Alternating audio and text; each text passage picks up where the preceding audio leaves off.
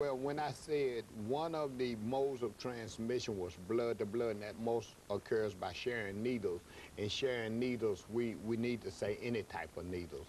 Now, with the advent of tattoos, body piercing, and all of that, you have to understand that long as those needles is not being shared by someone with HIV, then it's okay. But if you're going to get a tattoo, if you're going to have body piercing, just get it done by a reputable, licensed person, and make sure that they are using clean, sterile, and new needles, and you'll be okay. It's that a lot of times people go to the neighborhood person to get that tattoo Sean, tattoo Wayne, tattoo whoever. All right. Tattoo James Haney. You see what I'm saying? And those type things also have a risk for transmitting HIV, sharing needles. And so that's a real problem. Yeah. Well, we're not seeing a lot of that, a lot of people becoming infected that way, but we want people to know that that is a potential risk. So, you know, that's where that goes. Well, now, over the next 3 minutes that we have here, Ms. Crowder, what about the research and the attempts to, have we simply given up on trying to find some kind of vaccine or whatever? Yeah, well, is that just... let me tell you where we are with that.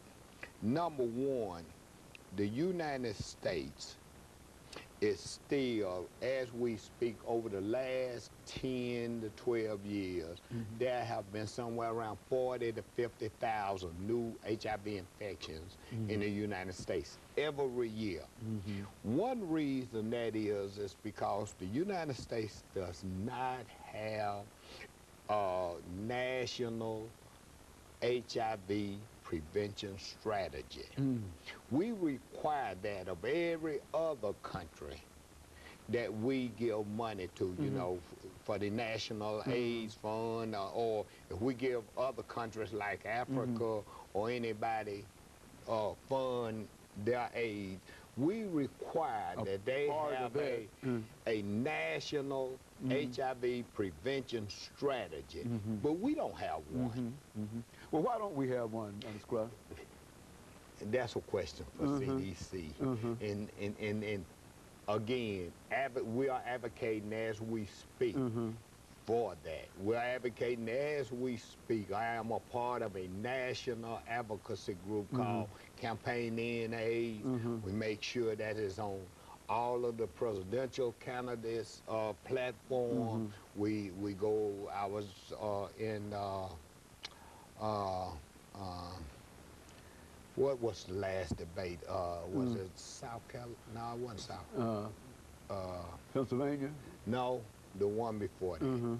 But anyway, so but the next one is in Oxford, Mississippi. Okay. So we'll be a caravan. We travel from all over the country. Caravans of us go down to these debates to make sure that that HIV prevention and AIDS is on the presidential platform and agenda. Okay.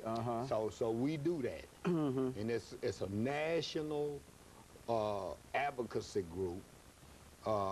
And again, we have advocates from all over the country that will convene. But you just over the last minute, but you just don't have a national plan, and it would be up to the United States, and it would be up to the CDC to develop such a plan, and nobody's doing anything in that direction in reference to a plan.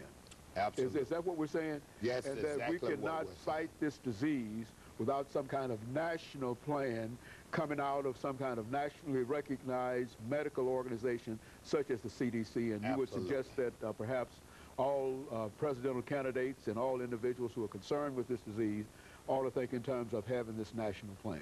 Absolutely.